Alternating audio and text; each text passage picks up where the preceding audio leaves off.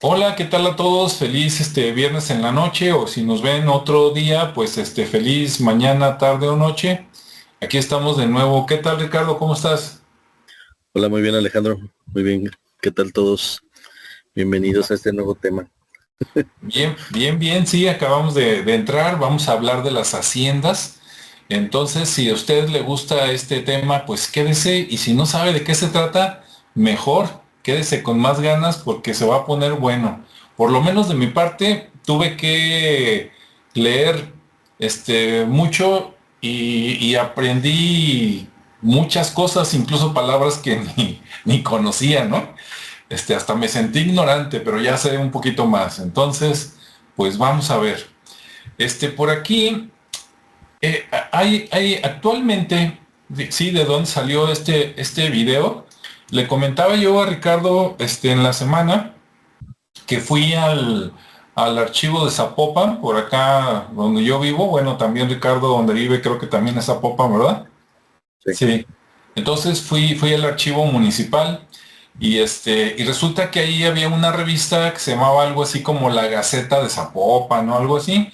Y el número que agarré decía Haciendas de Zapopan. Entonces a mí me llamó la atención, leí poquito, le tomé fotografías y comentándolo con Ricardo dijo, oye, ese es un buen tema, ¿qué te parece si pues lo hablamos? Ah, perfecto. Y de ahí salió el tema de hoy. Claro que mientras lo estudiaba no tuve mucha oportunidad hasta casi hasta el día de hoy, pero también recordé y le mando un saludo, aunque no me acuerdo de su nombre. Hace como 2 años tuve un alumno por allí en un curso de Excel que él trabaja en el ayuntamiento de Zapopan, precisamente. Creo que por aquí el que está cerca de la basílica, en una de esas instalaciones del ayuntamiento, y él se enteró que teníamos este canal y que hablábamos de vez en cuando de historia antigua, y él me insistió en aquel tiempo de que, no, habla de las haciendas de Zapopan. Y yo, caray, no, pues no sé de las de Zapopan. Y me dijo, sí, incluso me dijo, no, no, es más, me dijo, ve a visitarlas. Me dijo, creo que me dijo, a lo mejor me equivoco, pero me dijo, ve a la de Santa Lucía. Y yo, caray, no, pues ni idea. Y me dijo, yendo para Tezistán y no sé qué. Dice, es un salón de eventos. Ok. De hecho, actualmente, con eso vamos a acabar después, hay varios lugares para eventos que se llaman la hacienda de tal nombre o la ex hacienda de tal nombre, que en eso vamos a andar aterrizando, ¿no? Entonces, bueno, esos fueron los antecedentes, así como que de dónde salió el tema. Y me puse a buscar, ya después dije, bueno, ¿de dónde salieron las haciendas? ¿Sí? O sea, ¿cuál fue la primera hacienda o de dónde viene esto? Entonces me puse a buscar y les voy a compartir. Sí, por acá estuve investigando, hice la pregunta primero de cuál fue la organización territorial en la Nueva España. O sea, me fui hasta principio, ¿no? Dije, bueno, Hacienda suena muy español, o por lo menos a mí me suena muy español, entonces dije, pues yo creo que va a ser de aquellos tiempos. Ya no me quise ir a España, ¿no? A ver si eso viene de más atrás. Dije, me doy con la Nueva España y la Nueva Galicia. Y entonces, obtuve la siguiente respuesta, ¿no? Por ahí de la inteligencia artificial. Me dijo, ahí te va. Me dice, podemos destacar dos estructuras principales de la Nueva España, del inicio.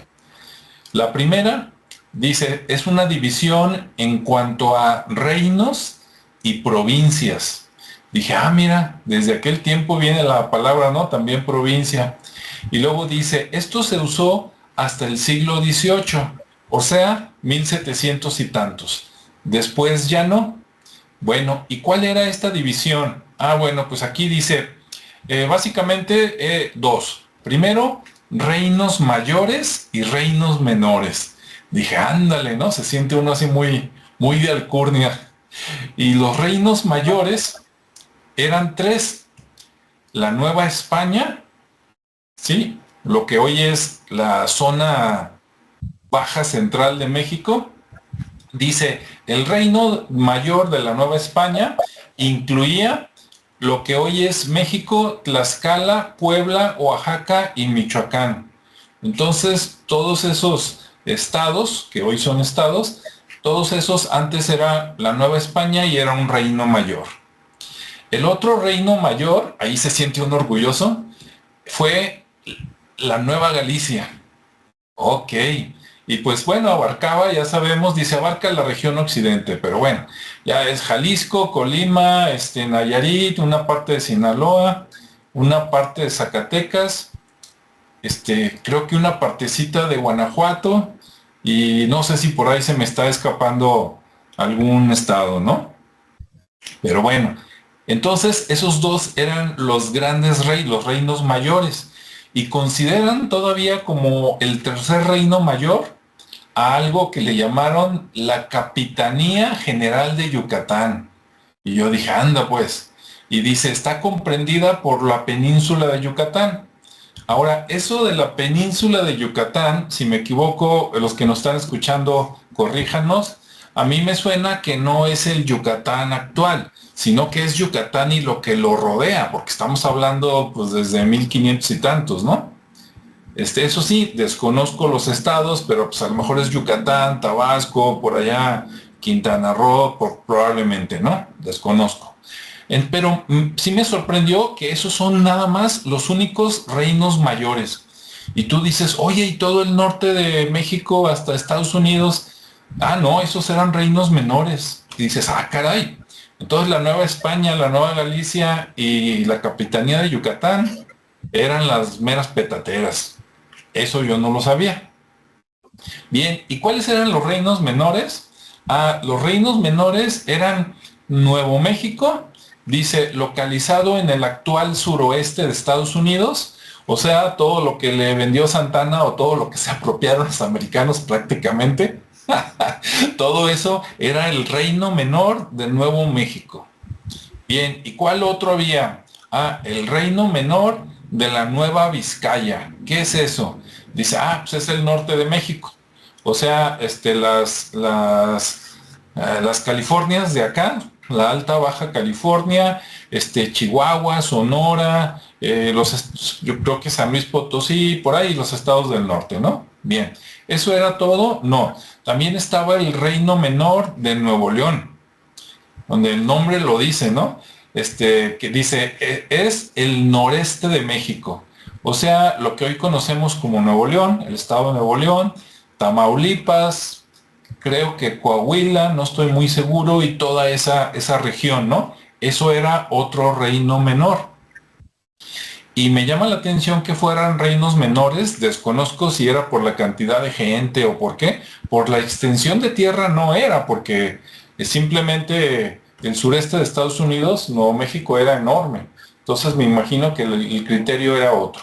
Y por último, el último reino menor dice que era el reino menor de Coahuila, y dice que ese reino menor gobernaba las misiones franciscanas en Texas.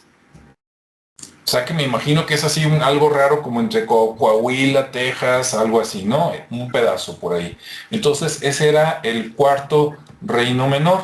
Bueno, ¿y dónde están las haciendas? Ahí todavía no vienen las haciendas.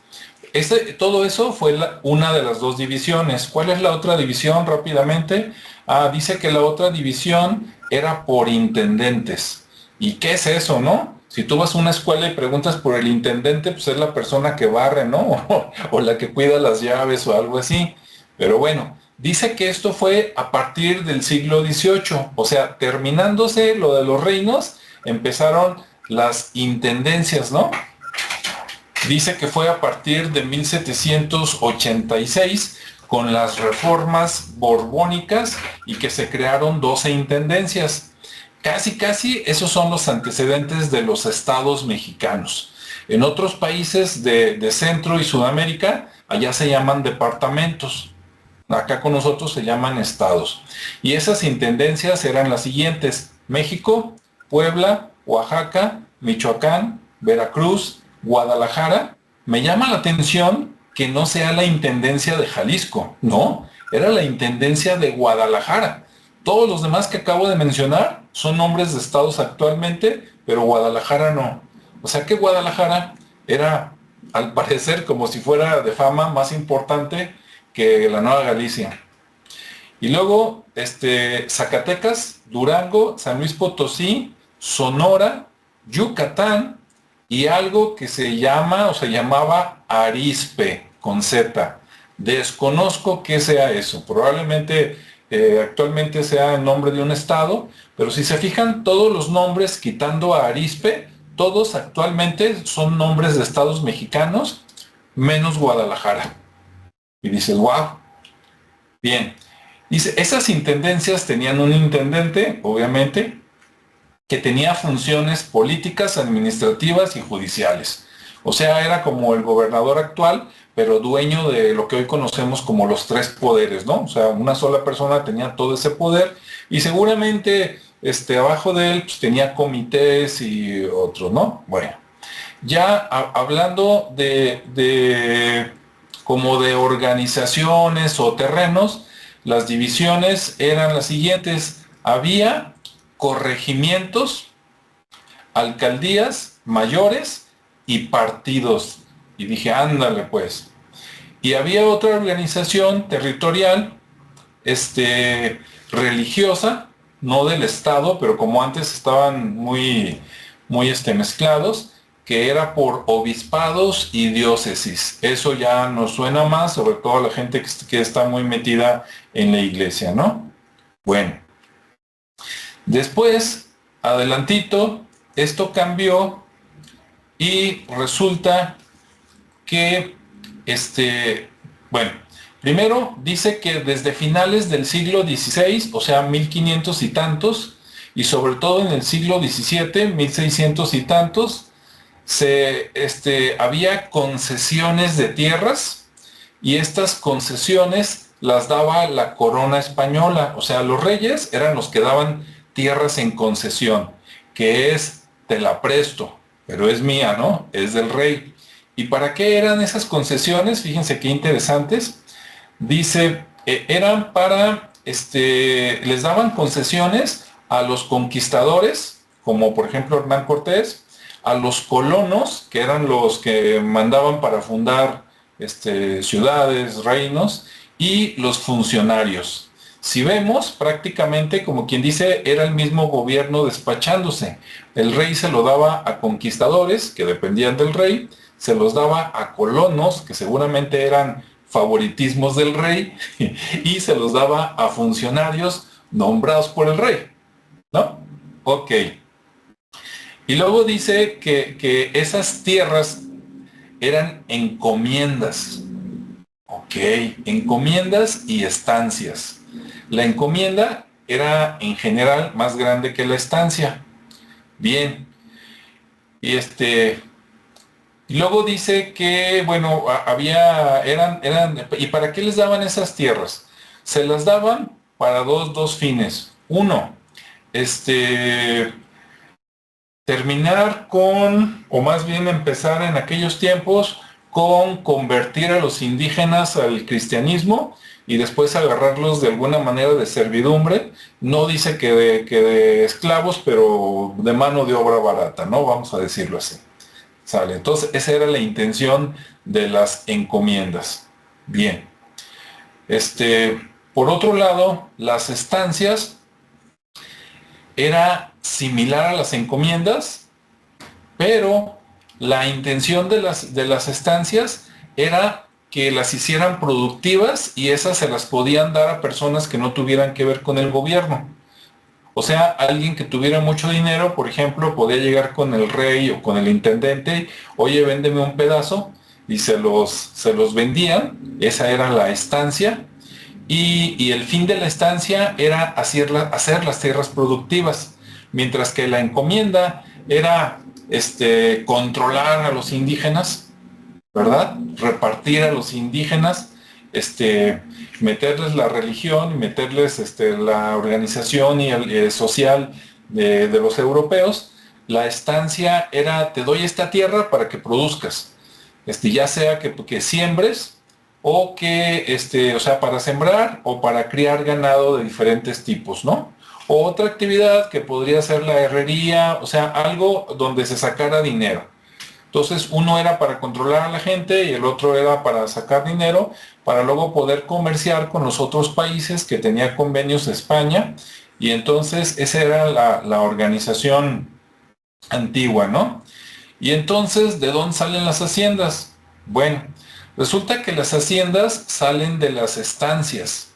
Claro, las encomiendas, aclarando, antes de dejar el tema de las encomiendas, las estancias, como era una compra, o sea, el rey o el virrey o alguien te lo vendía, ya era una propiedad privada. Y entonces el que era dueño podía venderlas, revenderlas, fraccionar, darle a sus hijos, ¿sí? O sea, era como ahorita los terrenos. Y las encomiendas no, las encomiendas se daban, pero no eran para siempre. Como te las daba el rey, solo eran válidas por 2 o 3 generaciones. Es decir, si yo fuera un influyente en aquellos tiempos y me dan una encomienda, cuando mucho, le iba a llegar a mis nietos. Después de mis nietos decían, no, no, no, ya pasaron, por decir algo, 100 años, 150 años, entonces ya se cristianizó a todos los indígenas, ya los tienes controlados, ya tienes censos, ya sabes cuántas personas hay, y en ese momento a la persona le quitaban la encomienda o le vendían una parte como estancia y el rey, él sabía qué hacía con la encomienda, pero ya tenía a todos los indígenas alineados, ¿no? Por decirlo así. Bien, aprovecho para saludar ahí a Julio Gaitán, que está poniendo un comentario. Dice, esto que comentas ha pasado en todas las invasiones a los pueblos originales, siendo las culturas americanas las últimas en ser manipuladas en la antigüedad y en tiempos modernos lo seguimos viendo. Pues sí, efectivamente, ¿no? Y bueno, lo estoy platicando ahorita porque son los antecedentes de las haciendas. Entonces las haciendas vienen de las estancias. Sí, que el fin era tener terreno para hacerlo productivo. ¿Y por qué para hacerlo productivo? Porque al hacerlo productivo, pues obviamente también ya empezabas a pagar impuestos, aunque fuera tu terreno, tú tenías que tributar al rey, entonces ya le empezaba a llegar dinero, ¿no? Entonces por eso al rey le interesaba tanto las encomiendas como las estancias le daban dinero y las encomiendas pues le daban súbditos, ¿no? Por eso las encomiendas duraban poquito, 2, 3 generaciones, y luego las convertían en estancias para sacarle dinero, ¿sí? En las estancias podían estar trabajando personas asalariadas, podían tener servidumbre gratuita y podían tener también esclavos. Ok. Sí, bueno, de ahí ya nomás hay un pasito para llegar a las haciendas. No sé si hasta ahí, Ricardo, tengas algún comentario o habías escuchado hablar de las encomiendas y las estancias. Sí, sí, sí, de alguna manera. Lo que pasa que como eso ya es digamos que como un sistema más de la parte española, ¿no? Sí, Entonces sí se rige, pues obviamente todo el tema de la cesión de tierras y de divisiones, todo eso pues viene de allá. sí, Ahorita que continúes y también voy a dar un contexto muy parecido, obviamente sin meterme a tanta tanto sección. Voy a tratar de ser más, de no volver a repetir cosas que ya dijiste, porque también venía algo parecido en lo que traigo, pero lo voy a cambiar un poquito para que no se repita. Pero sí es una que rige obviamente y tiene sentido por el tema político y lo que mencionaba, ¿no? Por el tema de la conversión de la misma cultura española y de la religión, pues bueno, también tiene ahí sus beneficios por hacer ese trabajo de, ¿cómo le llaman? Digo, de conversión, pero también hay otra palabra que ahorita se me fue, pero de sí, básicamente era, perdón, como adoctrinamiento. ándale, exacto, porque sí, al final de cuentas, pues era eso, ¿no? Era, adoctrinar a la comunidad local y pues llevarla a esos, a esa cultura nueva, pues. Pero bueno, si quieres continuar, adelante. Sí, nos acaba de escribir otra vez Julio, dice, las encomiendas eran dadas a los que eran de utilidad a la corona y al no ser de utilidad se las daban a personas con hambre de sobresalir económicamente, ponían a los hacendados en conflicto. Bien, bueno, ok, entonces como veíamos, las encomiendas eran por un ratito, luego se convertían en estancias, luego las estancias se convertían en haciendas, ¿no? Aunque no lo encontré así tan claro, pero por lo que estuve investigando, ese era como el siguiente nivel. Dividimos las estancias y entonces hacemos haciendas. Que el fin de la hacienda también es que la tierra produzca y sacar dinero. Por eso la estancia es el antecedente, digamos, directo de la hacienda. Bueno, luego, ya entendido eso, pregunté rápidamente, dice, se me ocurrió preguntar, ¿no? Dije, ¿cuál fue la hacienda más grande de la Nueva España y quién era el dueño? Curiosidad, ¿no? General. Dije, a ver qué tal. Y me contestó que pues, era difícil contestar eso, pero dice, bueno, en el siglo XVIII, o sea, ya 1700 y tantos, dice, se estimaba que la hacienda abarcaba una superficie. No, me brinqué un pedacito. Dice, algunos estudios sugieren que la hacienda de San Cristóbal Benéjar, tiene un acento, ubicada en el actual estado de Zacatecas, podría ser una de las más extensas. Aquí, lástima que no llegó por aquí Rodrigo, no sé si Ricardo tengas información. A nosotros como mexicanos, en algún momento yo recuerdo, no sé si a ti te pasó igual, que cuando estaba en la secundaria o en la prepa y veíamos historias, se cuenta, no sé si sea verdad o no, pero se cuenta que había una persona supuestamente en Chihuahua que se repartían las tierras, así como en la película de Tom Cruise, no me acuerdo cómo se llama, donde sale cuando estaba casado todavía con la güera, también se me fue el nombre, que llegaban los colonos americanos y los formaban, ¿no? Y de repente como que daban un disparo y tú corrías con tu caballo y ya las tierras ya tenían como unas estacas y entonces el primero que llegaba y agarraba una banderita que estaba en la estaca, esta tierra es mía, ¿no? Y ya, decían, esas son tantas hectáreas. Y tú dices, chin, ya me la ganó. Entonces, con tu caballo tenías que correr más lejos para llegar a la siguiente estaca. Pero para eso salían como 200 personas a caballo, ¿no? O más. Y los que agarraban los primeros terrenos, pues eran los más apreciados porque eran los más cercanos a la ciudad, ¿no? Pues acá yo me imagino que es algo, que era algo igual. Y yo recordaba, no sé si de la secundaria o la prepa, que decían que había un señor que tenía tantas tierras que casi el estado de Chihuahua era de él. ¿Sí escuchaste eso, Ricardo, o no? ¿No? Qué bueno que no lo escuchaste porque probablemente sea mentira. Pero a mí me lo contaron en la secundaria o en la prepa y Rodrigo, que él estuvo en otra secundaria y en otra prepa, también se lo contaron. Entonces parece que hemos vivido engañados, no porque eso no fuera posible, sino porque resulta que no era Chihuahua, era Zacatecas. Ahí vamos. Eso que probablemente sea mentira de Chihuahua, hasta lo contaban como chiste en la escuela. Decían que había un señor tan rico que lo veían y le preguntaban, oiga señor, ¿usted es de Chihuahua? Y que él contestaba, no, Chihuahua es mío. Imagínense, ¿no? Bueno, pues resulta que acá dice que no, acá dice que esa hacienda de San Cristóbal Benéjar en Zacatecas tenía una superficie, agárrese.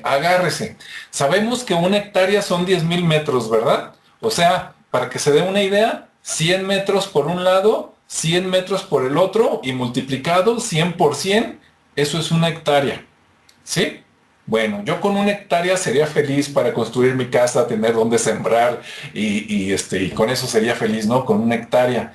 Pues el dueño no dice quién era, pero de San Cristóbal Benéjar tenía 490,000 hectáreas.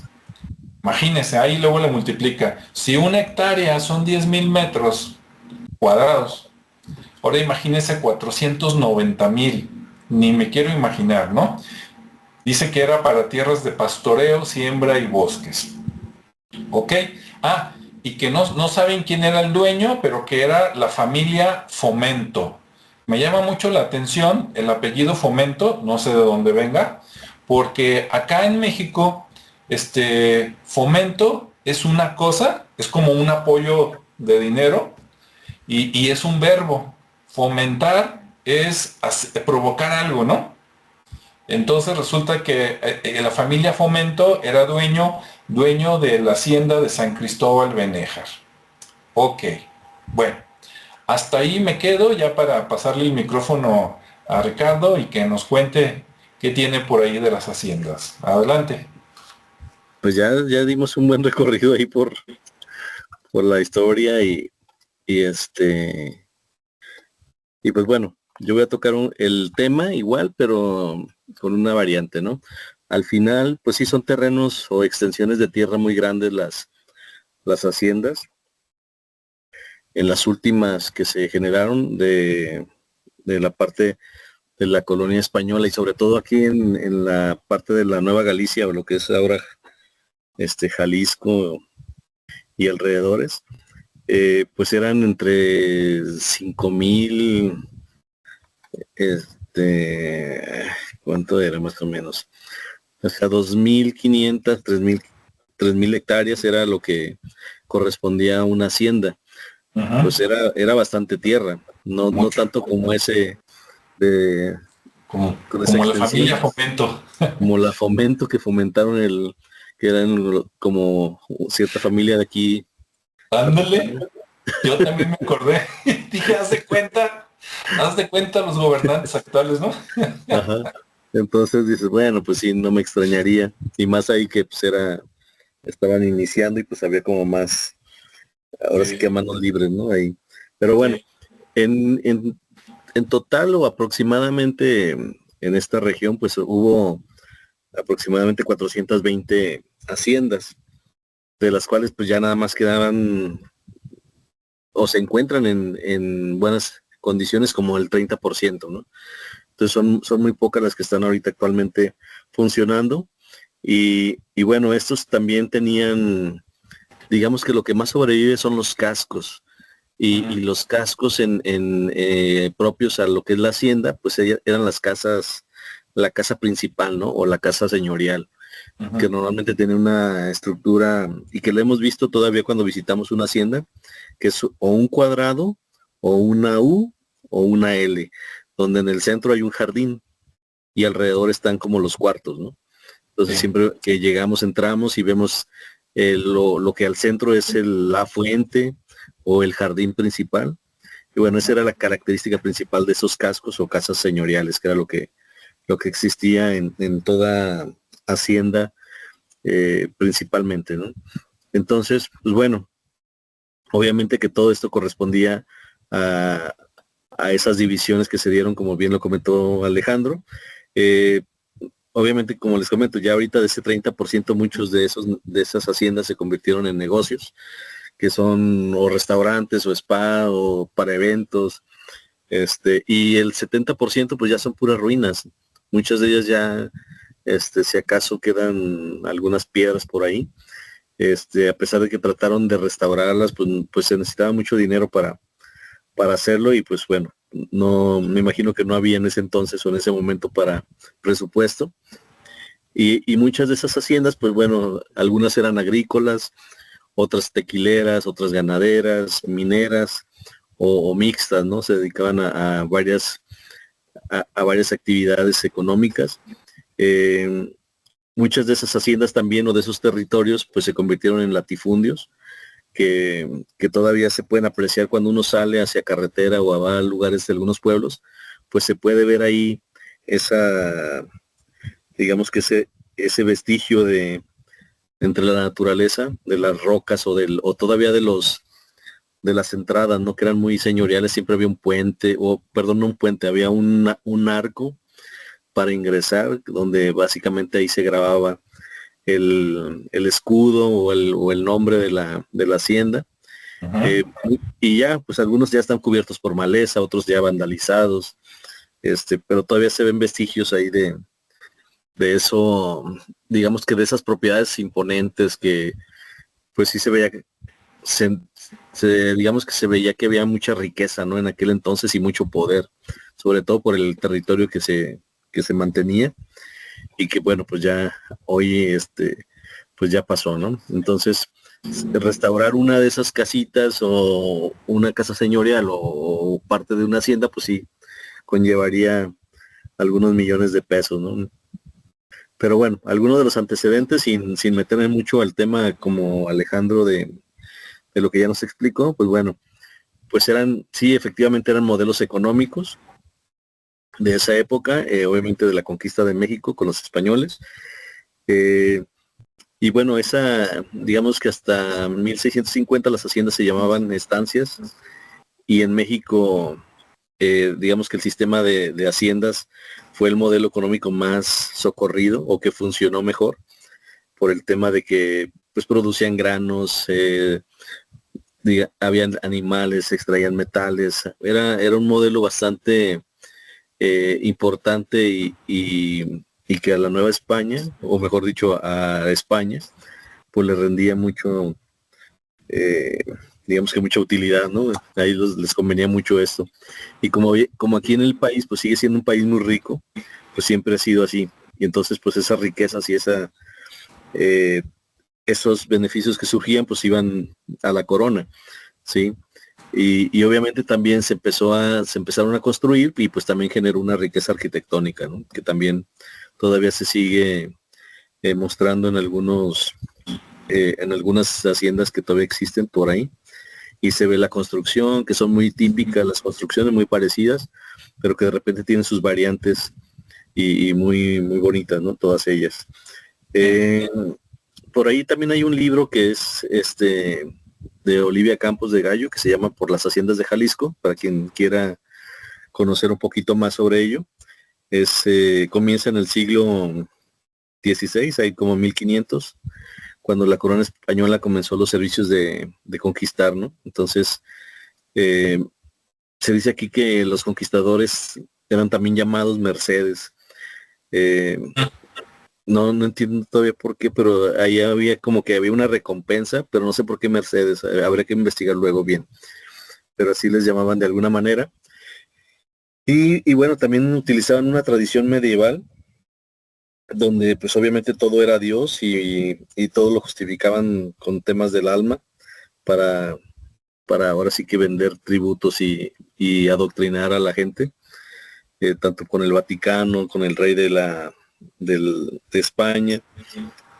Y bueno, todo se patrocinaba por la corona y también lo auspiciaba la iglesia.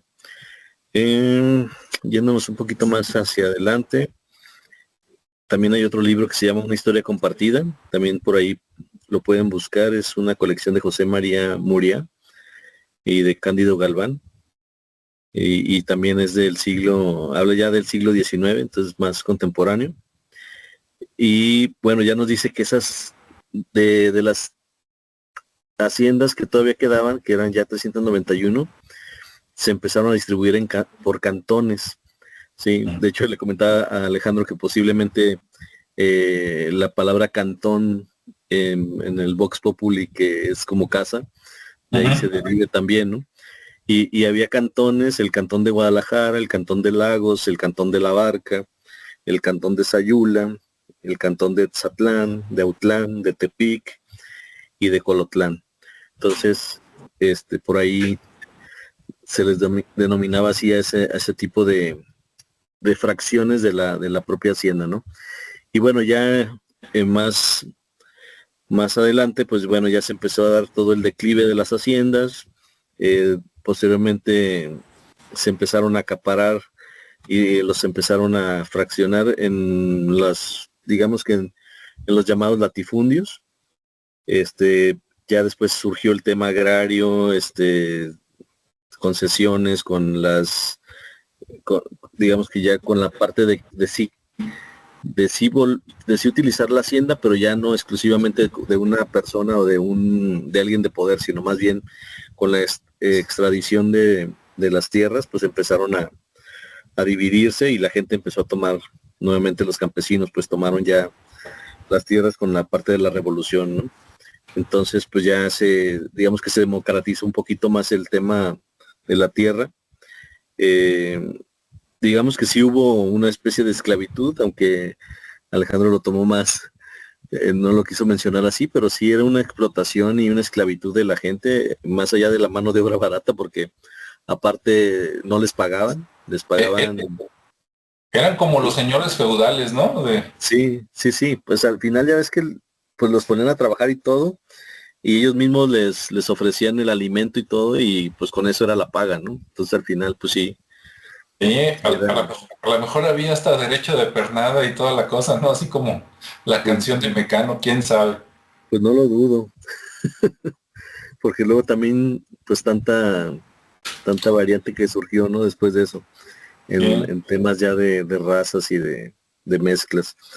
Y bueno, también pues ya se hizo todo el tema del saqueo, pues obviamente huyeron todas los, este, los hacendados, y se empieza a dar ese fenómeno, ¿no? De las haciendas fueron ya tomadas por la gente empezó a trabajarla, obviamente de todos modos hubo gente que se aprovechó y era ahí pues ya, ahora sí que como la ley del más fuerte, quienes se empezaron a quedar con esas grandes extensiones de tierra, que todavía, como lo comentamos hoy, todavía lo vivimos, o sea, todavía hay muchas familias que tienen ese poder y se siguen apropiando de tierras.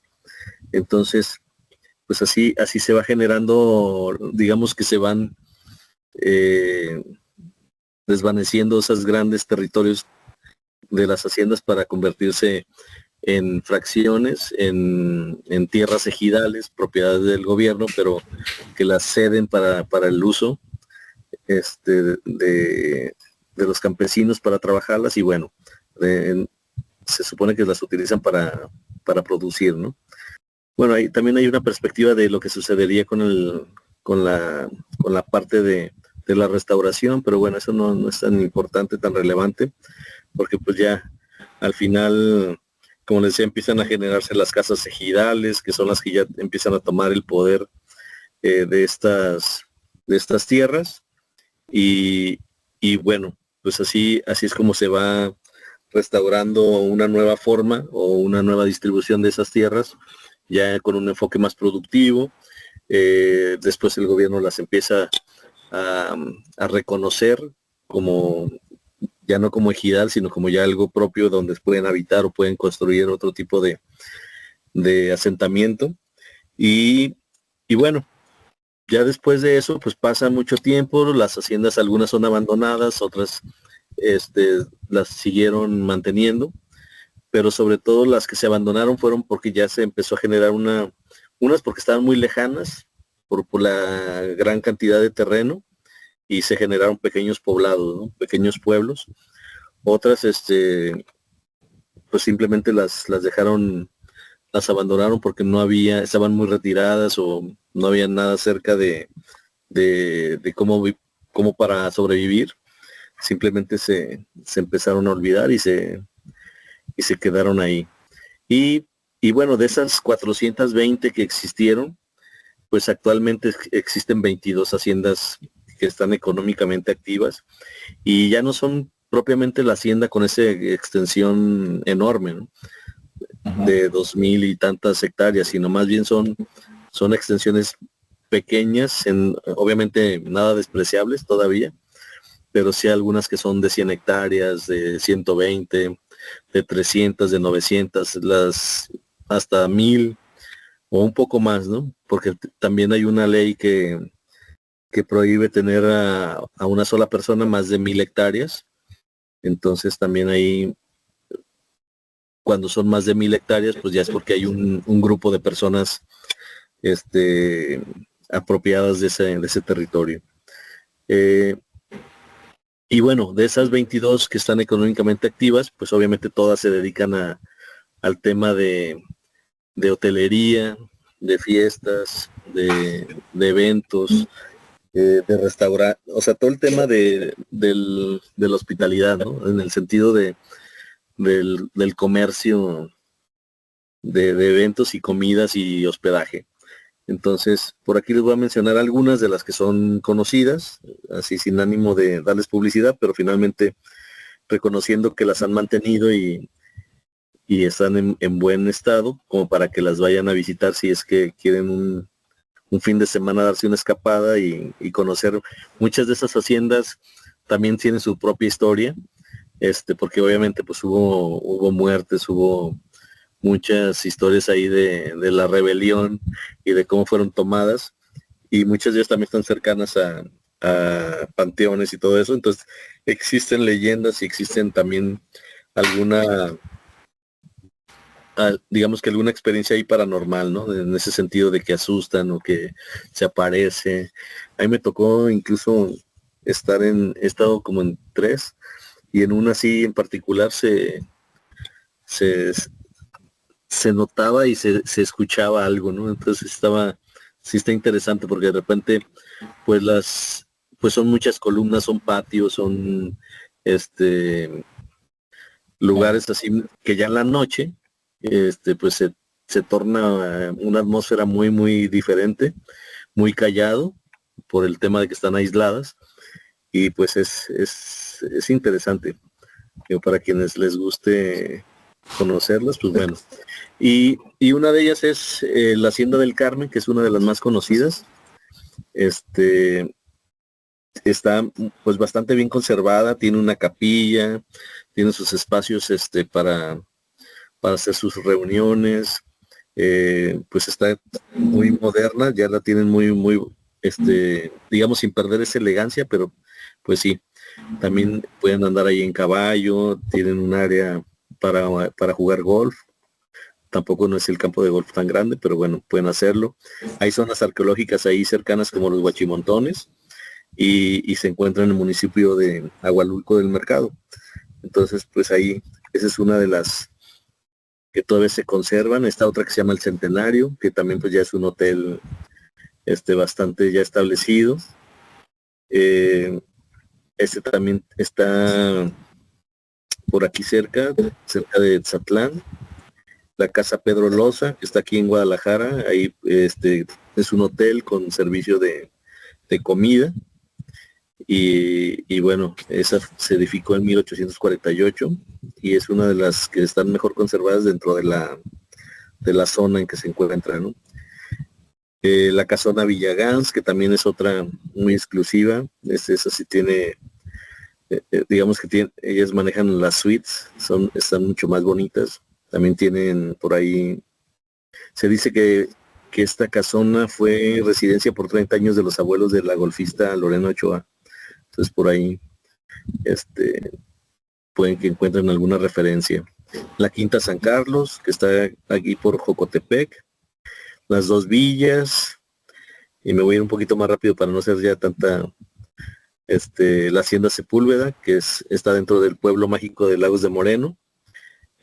Pues se reconoce ahorita como una mansión rural, o sea, ya le empiezan a dar nombres más, como para irlos diferenciando, ¿no? De lo que es exclusivo y más exclusivo, pero finalmente pues ahí tienen temas de temazcal, también como para irse así un fin de semana y relajarse.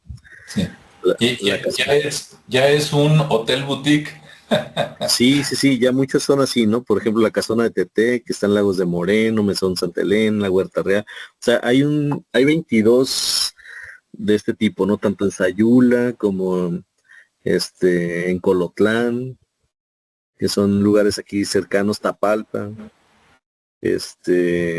En Tapalpa hay dos, tres. En Tepatitlán, acá por Los Altos, está la Casona Gran Hotel, la Cofradía, aquí para Tequila. Y bueno, así para ya no darles más publicidad.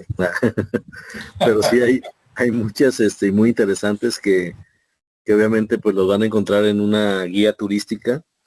Y para quienes quisieran conocerlas, más allá de lo que les digo, más allá de conocer lo bien que están conservadas, los espacios, cómo los recuperaron, cómo los volvieron más sofisticados, pues también tiene su historia, ¿no? Y eso es como lo más interesante de cada una de estas casonas, porque el conocer a la gente local, preguntarles de la historia y luego quedarse tardecito a admirar la arquitectura desde una perspectiva diferente, creo que es lo más, digamos, rescatable de todo esto, ¿no? De la experiencia, de estar ahí muy a gusto leyendo y después que se hace noche y luego ya la plática y luego ya deambular por el lugar, este, está bastante interesante. Sí, a ver a quién se le aparece el charro, ¿eh? Sí, o incluso se te aparecen los animales que están ahí alrededor locales, Ah, como sí, por ejemplo un zorro, ¿no? Que se saca, dijo, ¿qué es eso? Pues es un zorro, ¿y cuándo vas a esperar encontrarte sí, un zorro, un venado, o un venado, o algún otro animal mucho más salvaje? sí. Este, pero sí es bonito la experiencia. Entonces, bueno, pues por ahí está la recomendación. Y bueno, de mi parte pues, sería toda la información, porque si no ya me voy a poner a hacer como la guía de turista. Y, pero sí es muy interesante como la parte que todavía encontramos cuando viajamos en los pueblos, que vemos por ahí ruinas de capillas o de templos, o de las entradas principales hacia las haciendas, ¿no? Que todavía por ahí Sí. vemos en Venta del Astillero, que platicábamos también. Todavía hay algunas entradas muy marcadas y que incluso tú tienes una fotografía que me compartiste de un monolito donde aparece ahí en la venta, que fue un monolito que tiene como referencia a Carlos V, Ujú. Al rey, este, ¿no? y que que está grabado muy, muy, muy bonito, muy interesante, y que a lo mejor luego podemos platicar también de ello, ¿no? Sí, vamos a investigar de ese monolito a ver qué historia tiene y si alguien de los que nos está escuchando se sabe, ¿no? Que diga, ah, sí, sí, es la hacienda tal y arriba del arco está el monolito, pues que nos ayude a conocer esa historia y si no, vamos a ver si la sacamos en futuras emisiones. Sí, así es. Pues no sé qué, Muy alguna otra cosa que tengas tú, Alejandro. Sí, pues mira, primero, hace rato, el último comentario de Julio sacó otro, dice, los primeros establecimientos en la Nueva España fueron en lugares aptos para la minería, que los metales preciosos fueron el motivo y la avaricia de los invasores. Y sí, de hecho yo por acá tengo la nota que esa hacienda que les decía, la de San Cristóbal Benéjar en Zacatecas, de la familia Fomento, dicen que su principal actividad era la minería y que sacaban plata. Entonces, imagínate cuánto sacaban que para tener toda extensión de tierra. Claro, además también tenían pastoreo, siembra, y dicen que hasta tenían bosques allá adentro. Y tú dices, ah, pues cómo no, con 490,000 hectáreas, hasta yo me hago mi país, ¿no? Ahí, este, fácil. Pero bueno, ok, otra cosita así, que se me hizo a mí interesante, es que con el tiempo, como decía Ricardo, las haciendas eran un modelo económico, ¿no? Era una manera de producir. Al cambiar los tiempos, obviamente funcionaron muy bien, siglo XV, XVI, XVII, XVIII, pero al llegar el siglo XIX, ¿no? Con muchos cambios, unos sociales, otros económicos, máquinas de vapor, otras maneras de producir, pues la competencia y todo hizo que algunas ya no fueran rentables. Por ejemplo, si se creaba una ciudad y había gente de las que no eran esclavos que decía, oye, me pagan mejor en la ciudad, pues mejor me voy. Y todavía sucede actualmente, ¿no? Mucha gente viene por decir algo, no sé, de Tepatitlán, de Ciudad Guzmán, se vienen a Guadalajara, ¿no? Porque acá encuentran más rápido un trabajo. No nos hemos sacudido esa parte y allá fueron los inicios. Entonces, al irse la gente, digamos, el hacendado, pues se quedaba sin gente y entonces cómo producía y entonces pues mejor vendía partes para hacerse de dinero y se iban haciendo más chiquitas, etcétera, ¿no? Bueno, a mí me llama la atención que algunas de esas haciendas, con el tiempo, pues las fueron vendiendo por pedazos, se fueron fraccionando pero algunas, no todas, a pesar de que ya no existe la hacienda, ya están en ruinas o ya no existen, ¿no? Pero se conserva el nombre y el nombre que tenía la hacienda le da nombre a la colonia actualmente. Para que nos entiendan en otros lados, actualmente, por ejemplo, el país México está dividido en estados. Los estados están divididos en municipios.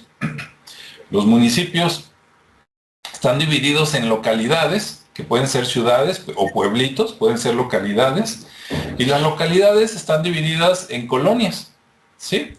Por ejemplo, la colonia, ahorita yo ando por acá en una colonia que se llama Real del Bosque en Zapopan, que es un pedacito de Zapopan, y entonces buscando por ahí algunos nombres de haciendas que se convirtieron en colonia, ahí le va. Si usted vive en Jalisco, sobre todo en la zona metropolitana de Guadalajara, le van a brincar estos nombres, ¿sí? Bien. Actualmente son colonias, pero eran haciendas. Número 1, Milpillas. No sé dónde quede esa, pero es una colonia y antes era hacienda. 2, San Lorenzo. 3, Huaxtla. Hasta suena a pueblo, ¿no? Indígena con H. Huaxtla. Bien. 4, Magdalena. 5, son 16, me voy rápido. 5, La Escoba. Esa yo sé dónde queda porque una vez andaba buscando para hacer fiestas y ahorita es un salón de eventos, ¿no? Lo que quedó de la hacienda, el pedacito, lo transformaron, como decía Ricardo, en un salón de eventos, por allá yendo para, para Nexipac, para más o menos por ahí, ¿no? Bueno, otro es Copalita. Otro es Copala. Me imagino que quedan cerca, pero no sé. Copalita y Copala. Otro es La Soledad, ya voy a la mitad. Otro es El Lazo, Lazo del Azar. Otro es La Primavera. Sí, efectivamente, allá lo poquito que queda de bosque, ¿no? Si es que no lo vende todavía la actual administración. Eso antes era una hacienda, era parte de una hacienda, o sea, ese bosque, entre comillas, era parte, ese bosque de una hacienda y se llamaba La Primavera. Otro es La Venta. La hacienda era la venta y ahora es la venta del astillero, es lo que queda de la colonia, ¿no? La que comentó Ricardo. Otro es Santa Lucía, yendo para Tezistán. Otro es La Mojonera. Otro es La Mora. De hecho, La Mora, ya en tiempos muy actuales, tiene una historia muy interesante porque era una hacienda grande y seguramente la partieron en varios pedazos. Pero lo que era, digamos, no sé si la casa principal, pero probablemente sí, la partieron en dos. Y si ustedes van rumbo como para el TEC de Monterrey, para aquellos rumbos o para el Trompo Mágico, por allá, no me acuerdo cómo se llama esa callecita que sale a la Avenida Aviación, pero de un lado está la Hacienda La Mora, es un salón de eventos, y enfrente del otro lado está la ex Hacienda de La Mora, que es propiedad del Instituto de Pensiones del Estado de Jalisco, o sea, del gobierno. Entonces lo partieron, una parte la compró un particular y otra parte a lo mejor también era de un particular y se lo acabaron vendiendo el gobierno, ¿no? Y los dos los hicieron salones de eventos. Y por último, la Hacienda El Coli. Y tú dices, no inventes, ¿a poco el Coli, la colonia, era parte de una hacienda así? Con todo y el cerro, ¿no? El volcán apagado ahí, era parte de una hacienda que se llamaba El Coli. Entonces, pues es sorprendente, ¿no? Ver esos nombres y ver que todos esos nombres son de haciendas y que algunos que nos están escuchando van a decir, no inventes, yo ahí vivo, ¿no? Yo vivo en El Coli, yo vivo en La Venta, yo vivo en La Primavera, ¿no? Yo vivo en Huaxtla. Pues sí, así es. Obviamente, como todo estaba dividido en haciendas, o la mayoría, pues todos vivimos en alguna colonia que algún día fue parte de una gran hacienda por acá en Jalisco o desde antes en la Nueva Galicia. ¿Cómo ves, Ricardo? No, Sí, no. pues efectivamente, y así hay muchas, ¿no? Hay otras más, que posiblemente también hayan estado bajo ese régimen de Hacienda ¿Ah? y hayan quedado, ¿no? Como Santa Anita, por ejemplo, o las colonias que están más al sur, que todavía son poblados, y que tienen toda la connotación de haber pertenecido a una hacienda o a una estructura así, de ese tipo de modelo económico como lo mencionábamos, ¿no? Sobre todo por la gran cantidad de terrenos que había y que de repente pues empezaron a fraccionar o empezaron eh, pues sí a fraccionar, porque pues relativamente ya ahorita todo es lo que se está haciendo, ¿no? Ya no está tan destinado al cultivo, sobre todo ya en la zona conurbada que está creciendo la mancha urbana. Entonces sí hay muchas, como el Valle de Atemajac, por ejemplo, que muy probablemente haya habido alguna hacienda también por ahí, ¿no? Sí, o varias. O varias, exactamente. Entonces sí de repente se nota mucho, sobre todo por las casonas, ¿no? Que Ajá, era, que las convirtieron en las casas ejidales o en el Palacio Municipal o en algún museo o ajá, así, le empezaron a dar un uso de ese tipo, ¿no? Y sí, las más rescatables pues son las que mencionábamos, ¿no? Las que se convirtieron en hoteles, en espacios para eventos. Entonces, pues esas son las que siguen muy, muy bien mantenidas por obvias razones. Pero sí estamos llenos de todo ese modelo en prácticamente toda la República. ajá, así es. Y fíjate, por último de mi parte, pregunté eh, cuáles son las haciendas más famosas en Guadalajara del siglo XIX, o sea, 1800 y tantas. Y para mi sorpresa salieron un montón de nombres, pero ninguna la conozco. Voy a tener que hacer una lista, ¿no? Y darme una vuelta. De hecho, algunas hasta Por ejemplo, me fui con la finta del nombre. Por ejemplo, sale la Hacienda de la Barranca y tú dices, ah, de seguro va a estar en Huentitán. Pues no, está en Tlajomulco de Zúñiga y dice que su arquitectura era tan bella que ahí se daba sus vueltas el presidente Porfirio Díaz. Entonces dice, ah, caray, en Tlajomulco iba Porfirio Díaz, habrá que conocerla, ¿no? Hacienda La Barranca. Voy a buscar una foto para ponerla por aquí en la versión editada. Otra es la Hacienda de San José de Guadalupe. Dice que está en Zapopan y yo no la conozco. Dice que era de las más prósperas en aquel tiempo y que dice destaca por su casco y su capilla. Pues habrá que buscarla. Luego, Hacienda El Refugio, en Tequila, Jalisco. Dice famosa por la producción de tequila y dice que todavía está en funcionamiento y que hay visitas guiadas. Y dices, wow, ¿no? sí. Que todavía funcione. Y de hecho, si hay una foto, se las voy a poner. Y esa foto se parece mucho a lo que es el Museo del Tequila por allá. A lo mejor hasta es lo mismo y antes era una hacienda. Otra es Hacienda, esta sí me suena el nombre, pero no la conozco. Dice, Hacienda de la Cofradía. Ah, ya sé cuál es. Dice, ubicada en Tlaquepaque. Dice, ahí producían cerámica y barro. Dice, actualmente es el Museo de la Cerámica y el Centro Cultural Casa de Tateposco. Sí, aunque yo la conozco con otro nombre, pero es como la casa del El artesano. artista. Ándale, del artesano. Y si te fijas, Entonces, si recuerdas cómo están, todas son muy similares. Todas sí, tienen un patio central ujú, y alrededor están las habitaciones, ¿no? así es. Entonces, esas cuatro o cinco que dije me salen como las más famosas del siglo XIX. Y dices, ah, mira, pues qué interesante, ¿no? Ok, pues adelante. Y por ahí había una nota que dice que muy pocas, como decía Ricardo, ¿no? Que eran 400 y tantas y quedaron 22 o algo así. Decía que las pocas que no mm, se destruyeron o pasaron de moda y que tampoco se convirtieron en hoteles, que hay muy pocas que se convirtieron en empresas, sobre todo empresas agrícolas y que todavía están jalando. Y yo dije, ¿cuáles, no? Entonces pregunté y ahí va.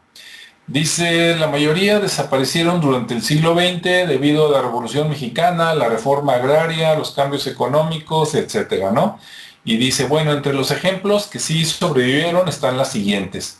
Y dice, Hacienda La Laguna, ubicada en Coahuila y Durango. Dice, fue una de las haciendas más grandes de México del siglo XIX y después de la Revolución se dividió en ejidos, pero una parte importante se conservó y se convirtió en la empresa agrícola Agroindustrias La Laguna.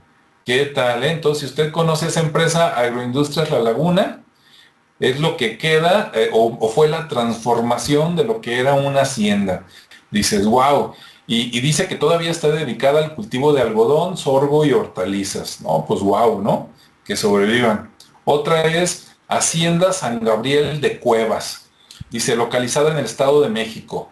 Dice, fue una hacienda lechera importante del siglo XIX y en el siglo XX se transformó en una empresa agrícola que se llama Grupo La Moderna.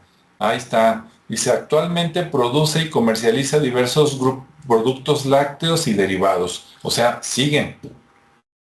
Otra es Hacienda Pabellón, en Aguascalientes. Dice, era conocida por su producción de vino y tras la Revolución Mexicana se convirtió en la empresa agrícola Viñedos Los Rosales.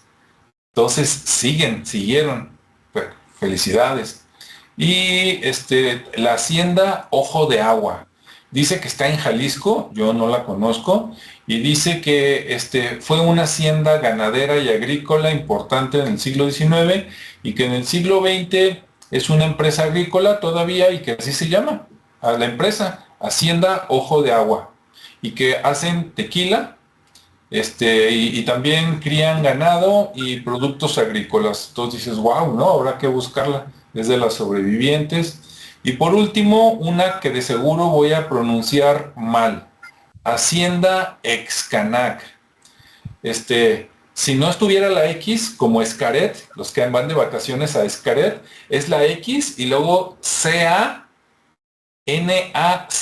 O sea, es Canac y antes de Canac una X. No sé si sea Excanac o quién sabe qué, ¿no?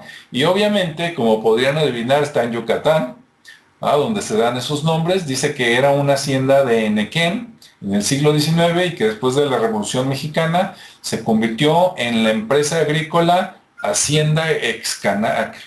Y actualmente siguen haciendo Enequén y que también hacen sisal, que no sé qué sea, las dos con S, y diversos productos orgánicos. Entonces, pues bueno, felicidades a esas empresas que tuvieron su origen como una hacienda casi del mismo nombre y que después de cambiar el tan difícil, ¿no?, del siglo XIX al siglo XX, se convirtieron en empresas y que todavía anden jalando, pues nos quitamos el sombrero. Pues listo. Ahí, sí, si los que nos están acompañando ahí en el chat tienen algún último comentario, alguna pregunta, adelante. Aquí los esperamos. Este es el momento. Sí, este es el momento. ¿Sí? No, pues estuvo muy interesante esa parte del cómo lograr sobrevivir, porque sí pues pasaron mucho tiempo, muchas etapas complejas, sobre todo económicas del país, Sí. y pues obviamente la revolución, ¿no? Entonces sí tiene mucho mérito que aún permanezcan. Es que, imagínate, si todavía existen y todavía son descendientes de las mismas familias, porque a lo mejor lo vendieron, ¿no? Como Tequila Cuervo y todos esos, a lo mejor ya los dueños son extranjeros, pero si los dueños no son extranjeros y son descendientes directos de los que tenían esto en el siglo XIX, XVIII, XVII, no, pues tienen un abolengo así de 400 años y que no tendrán, ¿no? Por ahí de historias, de libros y de leyendas. Sí, sobre todo eso, la historia, pues. Así es. Bueno, pues ya no hay comentarios, entonces gracias a Julio por reportarse. Se me hace curioso que Julio hizo muchos comentarios al principio. Lo invité a participar y dice, no, de ese tema no sé, yo creo que no voy a decir nada. Dice, mejor los acompaño en el chat y a final de cuentas al principio sí comentó mucho. Entonces un saludo, Julio, allá hasta Houston, Texas. y a todos los que se conectaron, pero que decidieron no preguntar o no participar, de todas maneras, muchas gracias, y a todos los que nos siguen y escuchan después, también muchas gracias. Sí, gracias a ustedes, pues ahí va poco a poquito el canal creciendo y nosotros pues encantados de la vida de que pues lo escuchen, lo vean, nos dejen comentarios, ¿no? Aceptamos bueno, malo y regular. Y pues esperemos les haya gustado. Ricardo, ¿algún último saludo, comentario? No, pues como siempre, gracias por la invitación y a todos los que nos acompañan y opinan y también a los que nos marcan ahí que les gusta, pues qué bueno, ¿no? Si hay alguna sugerencia, pues también estamos abiertos a ello y pues gracias por acompañarnos. Sí, muchas gracias. Y aprovechando, ahorita me llegó nada más la idea, la grabación pues, la semana pasada por ahí, tema sugerido por Ricardo, ha tenido mucho éxito, entonces qué bueno que les gustó, síganlo viendo. A veces uno aquí trata de hacer la lista de temas y nunca sabe cuál va a ser todo un éxito y parece que va por ahí. Ok, se está despidiendo también Julio, dice que saludos a todos, gracias Julio, también saludos por allá y saludos a todos también los canales, amigos o hermanos que nos ven por ahí, ¿no? Con los que colaboramos, ahí con los de la, ay, tienen el nombre tan largo que siempre me ponen a sufrir, los del Círculo de la Real Interpretación, Flecha Antigua, los otros seres, etcétera, etcétera. Saludos a todos. Baltasar del canal, ¿cómo se llama? México sin editar, también muy interesantes sus videos, vayan a verlos. Y pues bueno, pues muchas gracias y nos vemos en la siguiente, ¿verdad? Hasta luego. Así es. Hasta la próxima.